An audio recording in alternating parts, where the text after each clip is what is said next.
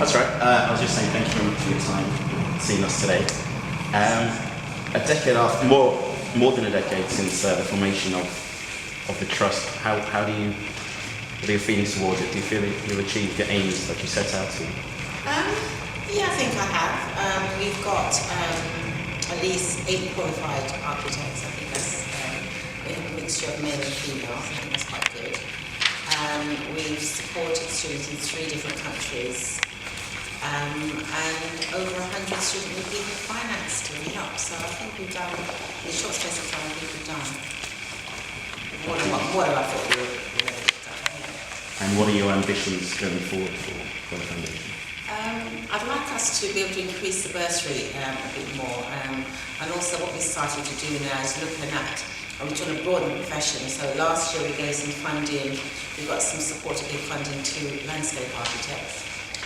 This year we're going to have construction, and it was announced in February we're going to get some funding to help students who want to do journalism. So it's beginning to broaden because we want to look at law and journalism is part of media, but do that also. My name is Pavel. I'd just like to ask you, at the beginning of the year, I saw some reports about the centre was at risk of shutting down. Just wanted to see first of all that it's been converted, looking at ways of bringing more funds, it's a wonderful threat. Not really. I think we're still seriously could close down. I think because the name is so high profile, people assume that we get so much funding that they don't need to support the trust, and basically that's not true. We've had funding from the LDA, which is London Development Agency, and DCLG, which is Department of Local Government. And all those funding came to an end last year, so all we've got now is just a big lottery money, and that was a 3-year project. And so the appeal I've been trying to do is to say to people, don't just look at the name, just look at what we're doing and see how you can support us. So we sort of give up sort of club online and texting and all that sort of thing. So we're still serious, so we do need people to consider how they can support the trust. I was wondering, in light of the kind of financial difficulties, has anybody considered kind of putting or kind of joining forces with another trust, like the Damilola Trailer Trust? We've talked to various different groups and trying to partner with people, but I think because some of those groups that specifically focus on knife and gun crime, the trust doesn't focus on that. We're an educational trust, and we've always have been. Mm-hmm. And I don't want to deflect from exactly what it is that we're trying to do. Mm-hmm. And sometimes those sort of things are quite short term. I see the trust as being a long term and supporting young people. Mm-hmm. So I want to continue on the educational side of things. I'm not saying I won't partner with anybody who wants to work with us. And working in partnership is good, but not really be trying to join forces. So not like a permanent solution. You tend to dilute exactly what it is that you're trying to do. In a similar vein, in light of everything you've been through for nearly 20 years, how does it feel to be responsible for legal and social change? Or if not responsible, to play a significant part in that?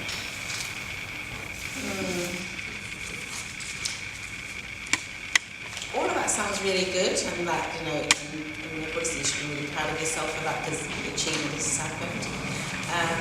I think in life there's certain people who decide this is my path, this is what I'm going to take, and there's other parts in life where you've been thrust into something, and that's the part that's happened to me. And because of my doggedness, if that's the word, what I was trying to achieve, without even thinking about what difference it could make to other people, I was just focusing on what I want around Stephen. And the fact that we've managed to change laws and it helps to focus on other people in other areas within the law and other profession, that's good. But, if I had a choice, I'm not certain if that's what I would do, because the amount of energy and stuff it takes, and you're fighting not just a little thing, it's a really huge institution, and trying to make a pathway through that has not been easy. And yes, some people have worked in that profession probably for 50 years and probably hasn't got anywhere. And it's taken us, nearly 20 years. So that's an achievement. But I think if I was to have a choice between that achievement and my son, I know what I would choose. In light of all the struggles you had to go through, what kept you motivated in those days? I mean, you had to overcome so much, and I can only imagine if I have to struggle with the council over some issue, it's such a struggle, and I can only imagine what you've been through. What motivated you to continue? Because I think that Slik deserved better. He was a decent young man, he had a future. And I've always been somebody that if you had one of my children, you had me. And that was what I think that was a driving force.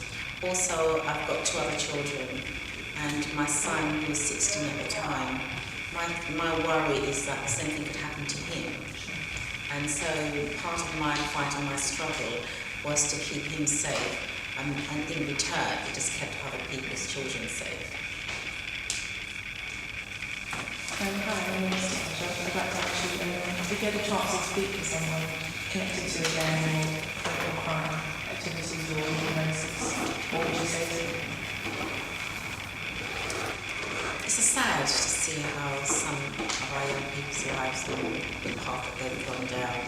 It's really sad to see that. And I think probably a one-to-one is probably where I probably would like to start. And I think I'd like to understand them first. I wouldn't like to be somebody going to preach into it, because I don't think that's where we should start from. Is to understand themselves, understand who they are, their background, and to find a way of encouraging them in a way in which they can think positively of moving their lives forward. Because we don't know why young people join gangs and what's the background of the situation. So I think to start with preaching to them and sort of say, well, I don't think you should do this and you should do that. Yes, I'd like to say that towards the end, but not at the start, because I think that's not the right way to start off. So it's like a double-edged sword, and I've been fortunate, apart from some of the early just after Stephen was killed. But there's been very positive towards me, towards the work I've done over the years.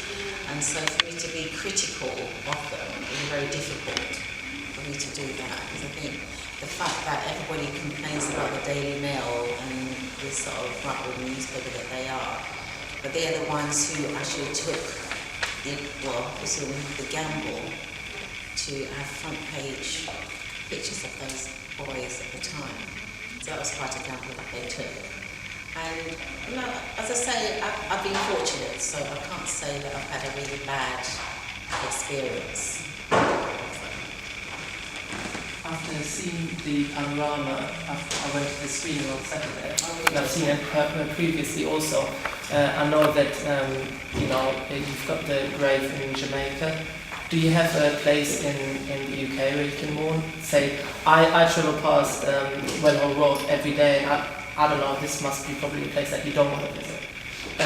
But is there a place in the UK where you can mourn? Because I can imagine going to Jamaica for a little trip. I don't do it as often as I'd like to go to Jamaica. Yeah. But yes, I do go to Wellhall Road. I do take flowers up there at certain special dates and stuff. But that's the only place I have. I can use it as a remembrance sort of thing. So that's the only place that I go.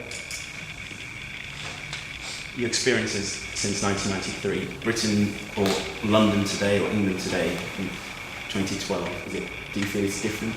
Is it better than 1993? I think the difference between now and 1993 is that people more openly talk about racism, and institutions willing to address it a bit more.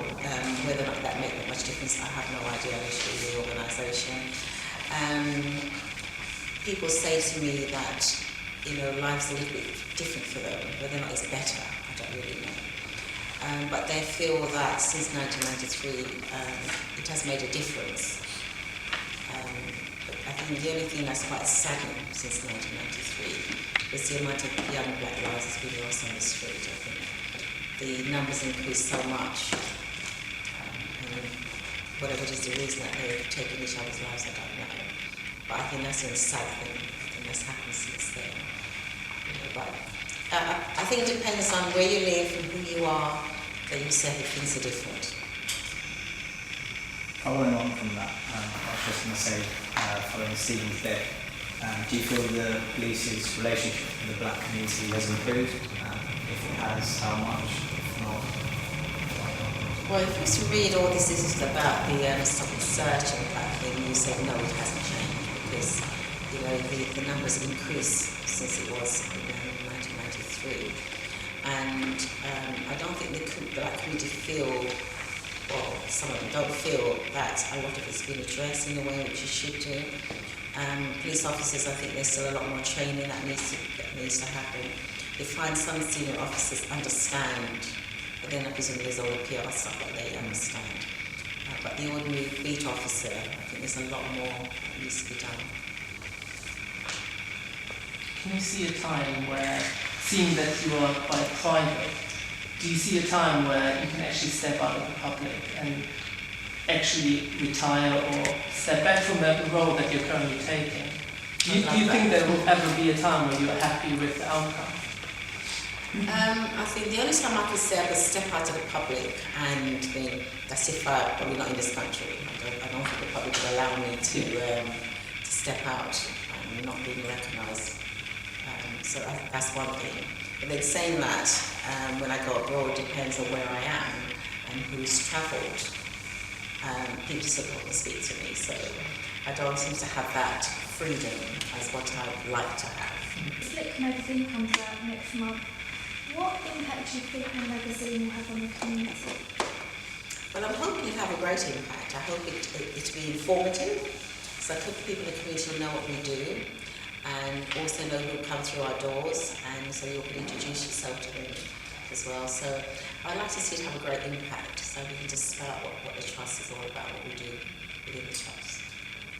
Do you have anything that you would like to read in the magazine? Anything that, apart from the informative bits? Are there any articles or anyone that you would like to see interviewed there? I haven't thought about that. I think what I'd like to see at times is to see the achievements of young people, because I think sometimes they get such negative press. And so we like to, it's like sometimes, you get students have a public age of 10 A-levels or whatever, or GCSEs. I think that a lot of that needs to be more publicised to people, because sometimes people just think that all kids are bad and they don't achieve. So I like to see more achievement in the paper. The first time I came here, I found this really overwhelming. You see it from the outside, and so when you come in, you realise what it's all about. When you cross the threshold and you come in, what are your emotions? Are you proud or? Because I come in every day now, so I think What's the magic?